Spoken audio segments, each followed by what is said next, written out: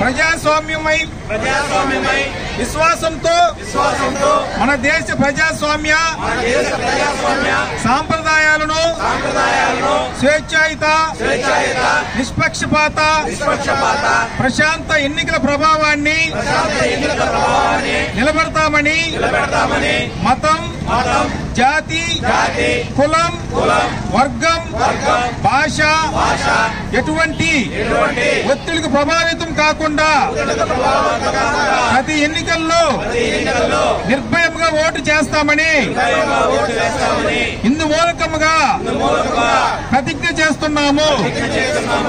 జై హింద్. జాతీయ ఓటర్ దినోత్సవం తెలుపుకోవాల్సిందిగా తెలియజేస్తున్నారు. దీని యొక్క ఉద్దేశం యువజన ఓటర్లు మొత్తానికి